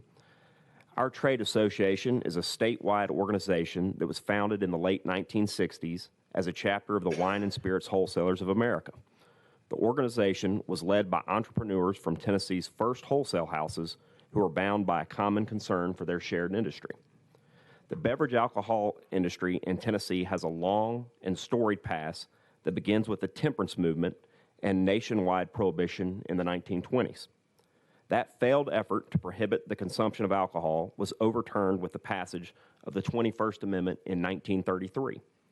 Congress established a new system for distributing alcohol that was left up to the states, the three-tiered system where we have manufacturers of alcohol, wholesalers, and retailers. That system helped ensure a healthy balance between government's control of alcohol and people's access to it. As part of that system, the wine and spirits wholesaler industry was born. Tennessee wine and spirits wholesalers are essential to ensuring the safe and responsible use of beverage alcohol across the state. We, the second tier in the system, help drive competition for better products and pricing, provide a controlled environment in which to monitor this highly regulated product, and protects the public from the consequences of irresponsible sale of beverage alcohol. It also offers consumers more choice. The wholesalers in each state are critical connection between the suppliers who make the alcohol and the retailer who sells the product. They are responsible for ensuring that alcohol brought into this state is safe for distribution and that suppliers pay the appropriate taxes that are owed. In Tennessee, wine and spirits wholesalers have worked alongside state officials and law enforcement for decades to ensure that their products do not get into the wrong hands. Today, our association is comprised of a competitive membership of wholesalers who have grown to be one of the largest and most active associations of its kind in the nation. I would leave you with one final thought before we take questions. I would encourage this body, anytime you consider a change in policy with respect to alcohol, you always consider three things: moderation, regulation, and control. There's great responsibility that comes with selling this product, and oftentimes we see a liberalization of some of these alcohol laws that lead to great societal consequences that you as local officials are left to pick up the pieces. I would encourage you to think through moderation, regulation, and control with each change in policy that you all may enact. Thank you. Thank you, Mr. Haynes, and I believe now we have Brian Strutz. Yes, that's correct. Thank you, Mr. Chairman and members of the commission. I really appreciate being here. It's unusual for someone who operates a restaurant to do this. There is not enough hours in the day, and I find myself to be part of a very lucky few that have that privilege. So thank you for letting me be here. As I said, my name is Brian Strutz. My wife and I own a pizzeria in Knoxville called Adopo, which I opened in 2016. For whatever reason, please don't ask me why, but the restaurant industry is in my blood. It always has been. It probably always will be, and I will likely do it till the day I die, God willing. With that being said, from some combination of luck, timing, perseverance, our team has managed to build something truly special. That's a restaurant with a sense of place, a sense of purpose, and also a plan for its future. Now, part of that plan for me, I'm coming to realize, is advocacy, because I do find myself with a little bit more time than my peers to talk about this stuff. With that being said, I really care deeply about this industry, and hopefully you'll come to realize that at the end of what I have to say. When I see that something may or may not be broken, I can't help but talk about it. I think many of us have those convictions in our respective fields, and I think that's what makes this process special. I'm going to start this really with a little bit of data, according to a study that was done over 2019 and 2022 by the National Restaurant Association. So in 2019, the average profit margin pre-tax for a restaurant was about 5%. In late 2022, the NRA released a report to compare those numbers with the average cost increases that we all found over that time period. I think we remember it was a pretty tumultuous few years. On average, over that time, what they found was food costs went up by about 22%, labor costs went up by about 18%, utility costs 12%, occupancy costs 8%. I know, we've all heard this. Every industry's been crying about it for years, but please bear with me a little bit longer. In this scenario, in order for a restaurant to break even in 2022, when I mean break even, I mean zero profit, they would have to grow by 13% over 2019 numbers to break even. That's to give you a few more numbers. Let's say you sold $1 million worth of food and alcohol in 2019, and you made $50,000 in profit after working 80-hour weeks for 52 weeks, night and day, $50,000 of profit, and you don't get to use that. You have to spend 30 of it to replace your floors, or 20 of it to replace the oven that cost $10,000 3 years ago. I think you can see where I'm going with this. So you would need to make $1.1 million in 2022 just to break even from what you did in 2019. I think we can all agree that's pretty astounding. So when you read reports about our industry's revenues for the state being up or having a record year in revenues for the Alcoholic Beverage Commission or for the state, or the surpluses that we're getting, remember that that doesn't equate to profit for the people that are generating those revenues. I think this is a very important caveat to remember. Aside from being the second largest employer in our state and generating almost $2 billion in revenue, when I say that, I mean, of course, hospitality and tourism. And if you don't think restaurants are a part of tourism, I challenge you to think about the first thing you do next time you plan a trip. You're going to book a restaurant. Where are we going to go for breakfast? Where are we going to go for lunch? Where are we going to go for dinner? So let's not try to go down that road. It's funny, when I walked in here this morning, it took less than 3 minutes, and I timed it until I started hearing some of my colleagues talk about a very popular restaurant that was closing in 12 South and what was going to replace it. Like less than 3 minutes. This is what we all talk about. This is what we do. And it's funny, and I don't hold anything against this person, but one of them said, "I hope it's not pizza," and I laughed. I was like, good thing I own a pizzeria. So let's just talk a little bit more about restaurants, right? And liquor and why we sell liquor. In the past, you could make money selling food. 30% of your revenue should go to food, 30% should go to labor, 20% for overhead, and maybe you have a 10% profit margin, and great. You just figured out a way to live the American dream. You start a business, it's old-fashioned business, you make something, you sell it, you profit, you grow for yourself, for your family, and everybody kind of benefits from it. That has gradually been eroding over the last 2 decades, specifically over the last 3 years, as we all also now know, reading newspapers, watching TV, watching our favorite restaurant close. Some of you may own restaurants, some of you may know people who do. Restaurants are having to rely on the profits from the sale of wine or liquor more than ever. And there's a reason bars don't really close, right? The margins are good on them. You can eat a 15% tax.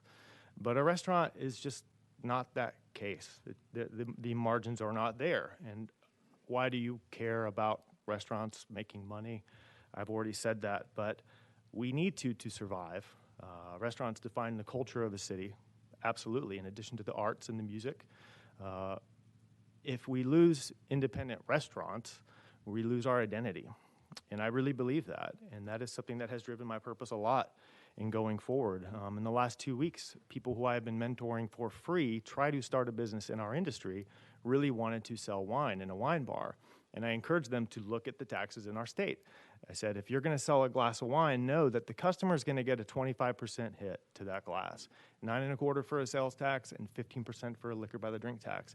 And you're going to have to reconcile with the fact that you need to charge $15 for a glass of wine to convince them to stay and spend money in your business. And so these 2 people who we've had these conversations with have recently opened businesses. And the first thing they said was, I wish I didn't open a business that sold wine. And it's like, well, why do we keep doing this? And if you remember, one of the first things I said was, please don't ask me why, it's in my blood. I can't tell you why people start restaurants. I really can't answer that question. But I think you should all be grateful that we do, because it's doing a lot for the country. It's doing a lot for our cities, for our municipalities. We give money back at a staggering pace of whatever we do have, and that they need to stay. I guess I'm going to kind of end this with a little exercise. I've got 3 points, and I don't have a lot of points. You know, this TACIR bill happened because I played the game and convinced a few compatriots across the state to donate what money they had, $1,000 here, $1,500 there, to hire a lobbying firm to talk to you all. And this happened. TACIR. What's TACIR? I'm looking it up on Google. And here we are. And so I'm like, all right, what are my points? We have the highest on-premise tax in the country, 15%. Thank you for bringing that up earlier. I don't think that's something our state should be very proud of. Number 2, since 2018, when the state changed how we can report this tax, what we found is that some bars and restaurants will add that liquor by the drink tax onto your bill at the end of your check, right? So you look at a menu price, and it should say on there, to be fair, whether or not the price of that glass of wine has this tax included. But some restaurants are adding it onto the bill, and some are just eating it. So what's happening is there's confusion among the customer, there's confusion among the operator, but there's not confusion among tax collection. You all are getting the money no matter what. but we all don't really know what each other are doing. And do you want to be the one that just levies this tax onto the customer, or at least in their mind? So one, highest in the nation. Two, confusion over how it's implemented. And three, I guess there is no three because I'm just kind of repeating myself. We're talking about a 25% premium on a glass of wine. This is a little bit ridiculous, just straight up. You know, I'm here also to learn what TACIR has found, and I guess to see this process in action because it's so foreign to me. Yes, I'm trying to fight for the survival of my own business, my own industry, but I am also fascinated by what you all do here. The very last thing I want to end on is this usually gets a rise out of people because I think those who don't operate businesses just don't know. They don't know what bureaucracy means, what it looks like, and when you can list things for people, I notice that they start to pay attention. So these are some of the taxes and permits we pay as a small dinner-only restaurant in Knoxville. Some of them are monthly, some of them are annually, some are permits. You get the gist. And I'm going to list it slowly for effect, but state business tax, pretty simple, right? State alcohol privilege tax, right? This is a privilege to be able to sell the alcohol. State liquor by the drink permit fee. This is the permit to be able to sell it. State monthly liquor by the drink tax, which is why we're here, 15%. State task permit, which is an annual class that I have to take. It's a 5-hour class to prove that I'm doing my due diligence to sell a glass of wine to my guests. A state liquor surety bond to ensure that I'll pay my taxes every month. A state Secretary of State franchise filing fee, that's fine. State franchise tax, state excise tax, we're franchise and excise tax state, I understand that. State unemployment insurance, you know, some of these are obviously very necessary. Let's keep going. Local beer tax, local health department fees, local SPAP, that's a special pollutions abatement permit because of the way stormwater falls off of our building. That's another tax. Local property taxes, in my case, both a city and a county. Local personal property taxes, both a city and a county, because we're not a metro government in Knoxville. And then, of course, local business licenses. You've got your federal Medicare, Social Security, federal unemployment, federal income, and that's 20, if y'all lost count. 20 every year. So, like, this is kind of what we're up against. Restaurants are a thing that allow the average person to achieve the American dream. As this world is being digitized in front of our eyes, a large part of our population cannot participate. And if you can make a sandwich and sell it, you can participate. And sure, how does that equate to a liquor by the drink tax? It does, as I laid out. You can't make money off that sandwich anymore. You can't make money off that axe throwing or off that barbershop or off that salon. So people are trying to find other ways to survive, which is what we're doing. And hopefully you understand that. I'm passionate. Sorry if that was 9 minutes, but thank you very much for the time. Thank you very much, Mr. Strutz. And I believe next is Director Russell Thomas. Mr. Thomas. Chairman Yeager, members, thank you for inviting us today. My name is Russell Thomas. I'm the director of the Tennessee Alcoholic Beverage Commission. As you're aware, the health of the hospitality industry is vitally important to our success as an agency. It's the largest industry sector that we regulate, with over 4,000 bars, restaurants, hotels, and the like that have some type of ABC license. And we have over 140,000 Tennesseans that hold permits to serve alcohol from us. Our funding is largely tied to license fees. And as you know, the public expects the ABC to protect public safety and maintain order in the marketplace. So it's of utmost concern that the industry is healthy and that the industry succeeds. We place a heavy emphasis on technology to make our customer experience as easy as possible. We devote significant portions of our budget on recurring and non-recurring technology projects to achieve that goal. In recent years, we've launched a number of initiatives, from developing online methods to conduct licensing transactions to most recently launching a feature in the My Tennessee mobile application that is a convenience for servers and helps businesses verify the status of their server permits. We enforce current laws to protect the industry's reputation in our communities. We invest in staff and training for our staff and try to seek out staff with great customer service skills. Our license fees, we try to keep low through the use of technology and a conservative approach to our budget. Our license fees haven't increased in about 20 years, since 2004. Since that time, alcohol sales have increased 145%. Each year, we issue over 47,000 permits and licenses. We take over 30,000 customer service calls, conduct over 10,000 inspections across the state, conduct over 2,600 minor compliance checks, and investigate over 400 criminal cases each year. We do this all with a staff under 100 people. We have less than 50 officers across the state. That's about 1 agent for every 2 counties.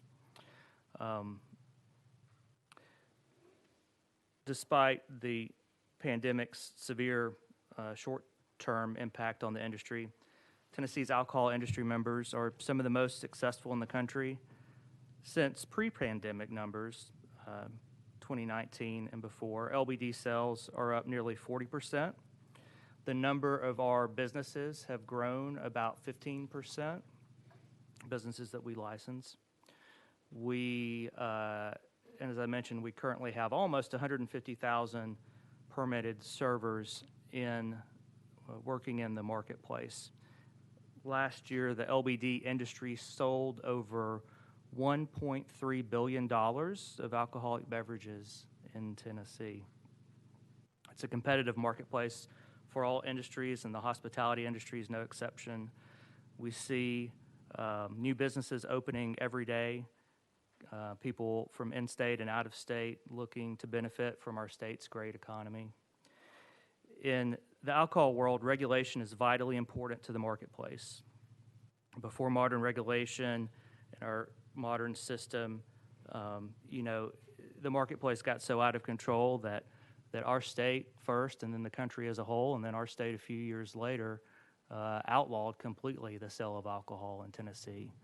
We all know about Prohibition, but Tennessee actually entered it 5 years earlier and stayed in 5 years later than the rest of the country. We think regulation and licensing is an added value to the hospitality industry. We're strong believers that good alcohol public policy can both promote public health and safety and allow businesses to flourish. Thank you for your time. Be happy to answer any questions you may have. Thank you, Director. And now we will take questions. Are there any questions for the panelists? Yes, Mayor Frank. A couple of things. On the licensing for servers, my understanding is they take a class and then they're permitted or receive some type of license, and then again, they do that in 5 years all over again.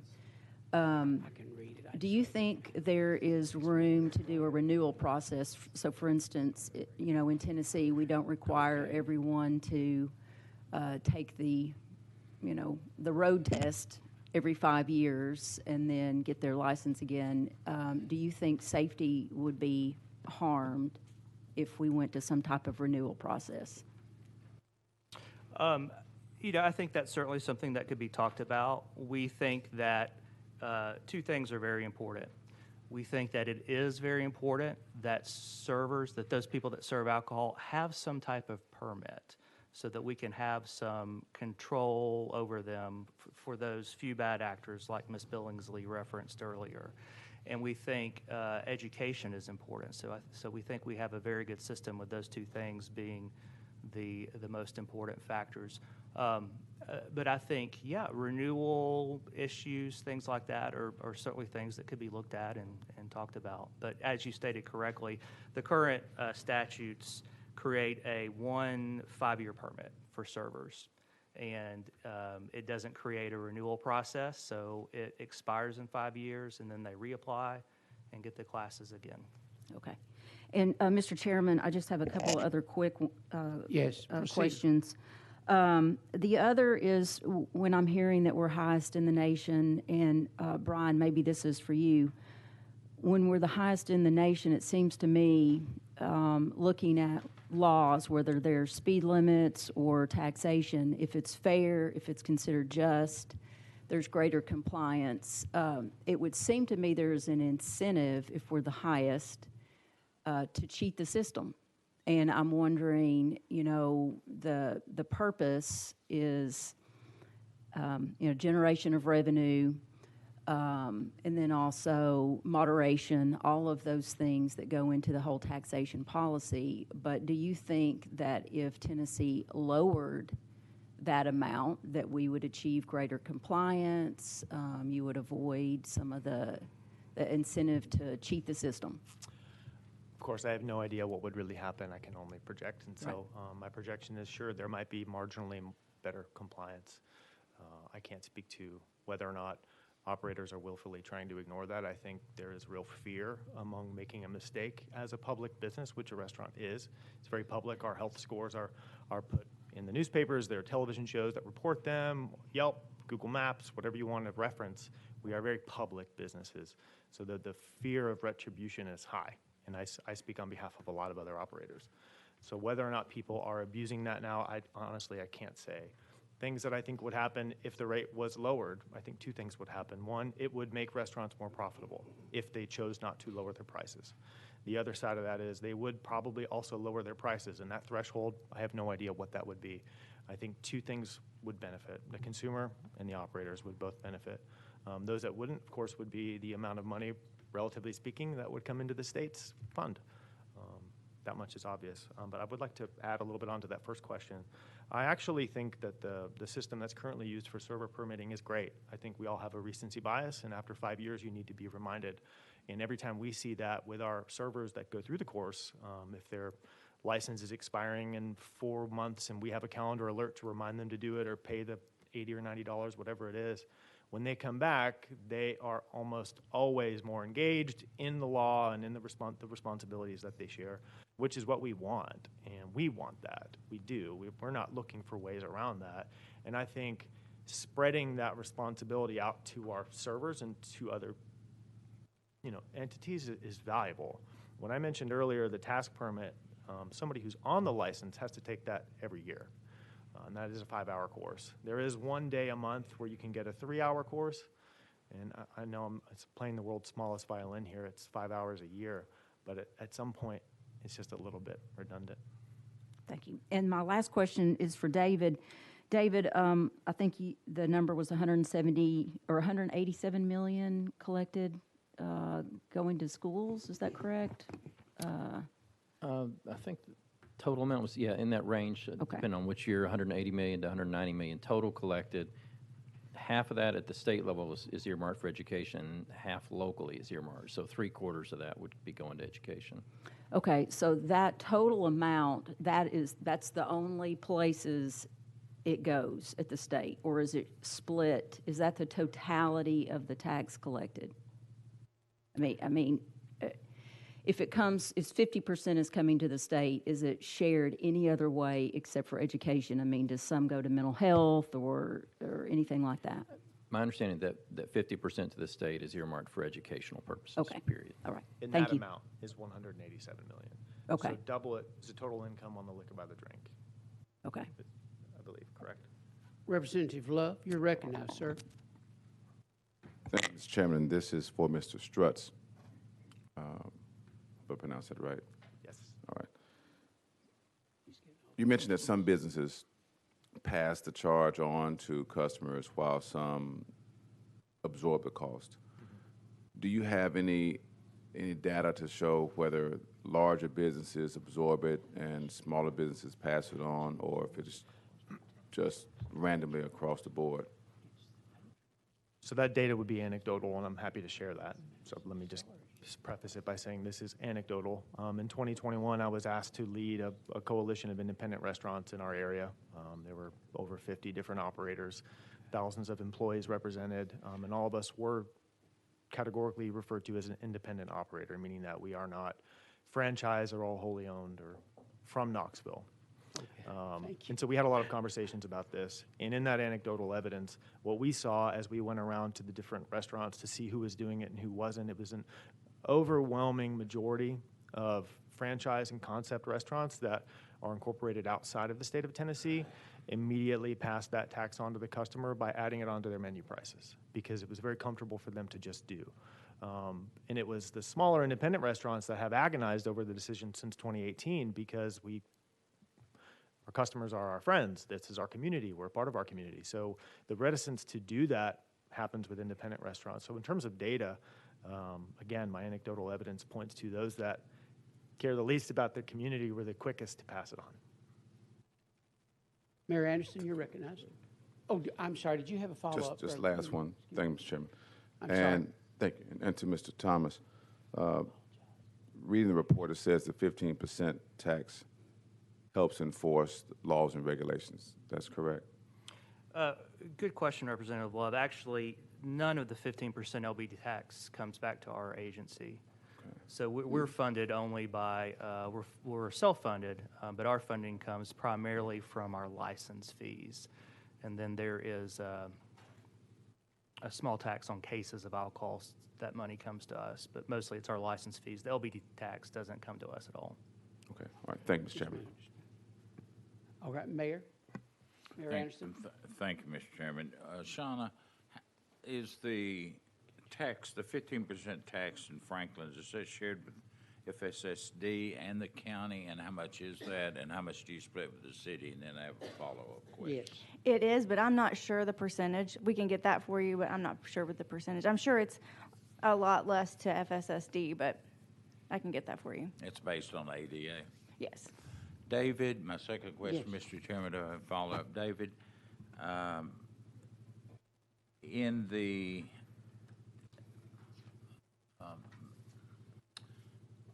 tax that we're referring to, this 15% on the liquor by the drink, Terry asked the question, made me think, isn't that included in the MOE, maintenance of effort? It is. The portion that comes back to local government is dedicated to local education. That does count towards your local tax revenue for your maintenance of effort. And does Franklin, if I can jump back over, do special school districts that have taxing authority have to be concerned with the MOE? And if not, why?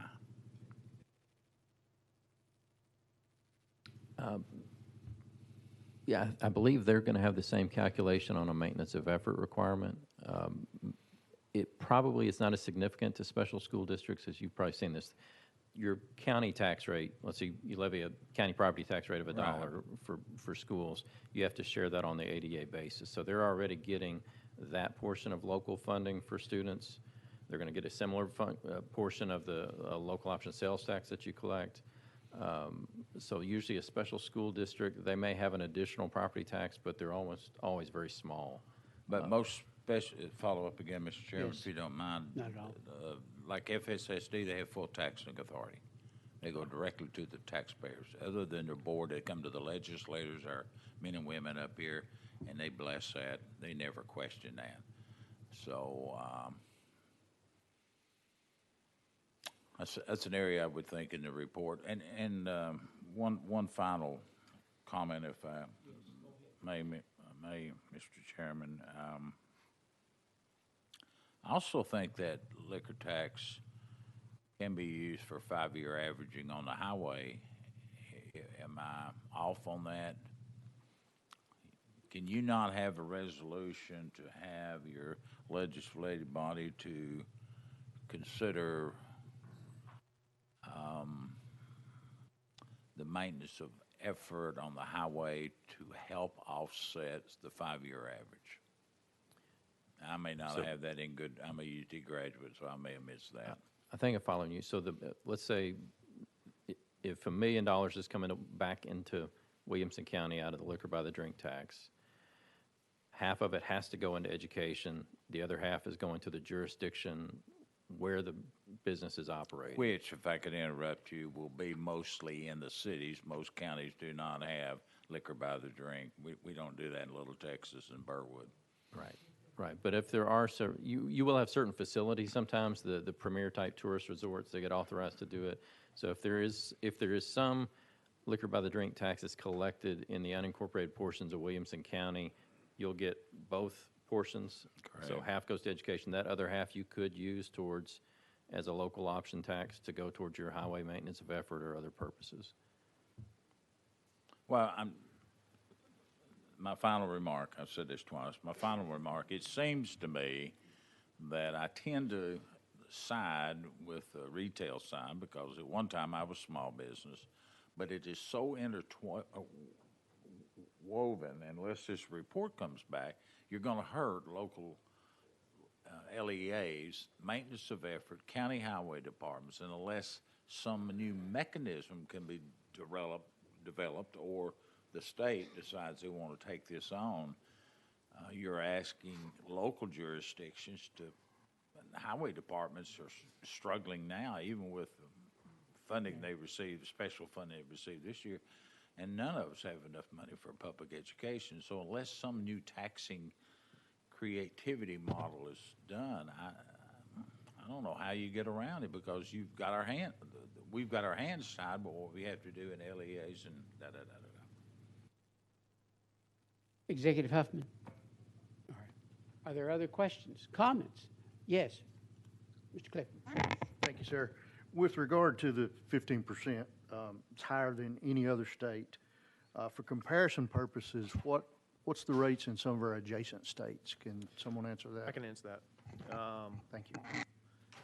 Not necessarily adjacent states. These are the only states with on-premise. These are the only states with on-premise taxes. Arkansas is 14, Kansas is 10, Maine is 7, North Dakota is 2%, and that is simply a step up on their sales tax. Oklahoma is 13.5. South Carolina does not have one. Tennessee, of course, 15. Texas, 14.5. They're trying to give us a run for our money. Vermont is 10. Washington State is 13.7, and then the D.C. area is 10.25. Those are the only states with on-premise taxes.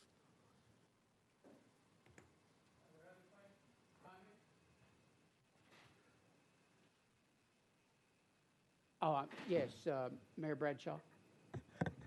Thank you, Mr. Chairman. And I would like to see some numbers probably on, and I've got a friend of mine, he struggles right now in his own restaurant because he's in Loudoun County, we have the most strict regulations that the state allows. And so he's struggling because he can't get a beer permit. What percentage of new restaurants will succeed over a 5-year period? Do you have a ballpark?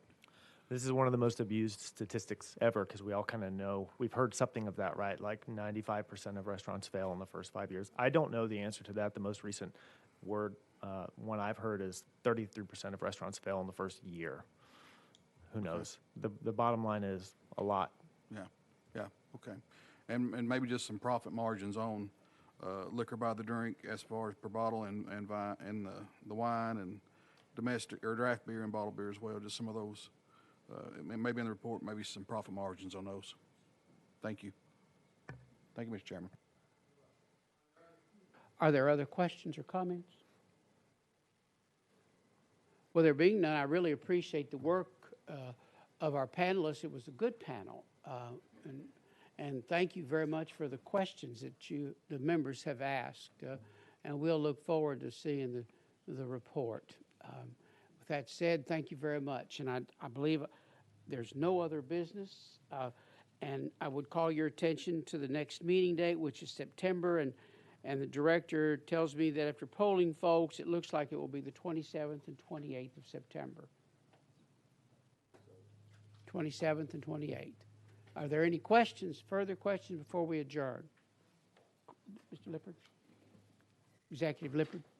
And just a reminder, members, you're invited to join us in room 8C at 11 a.m. for a luncheon honoring Research Director Mark McIndoe. All right. And thank you, members, and we'll stand in adjournment.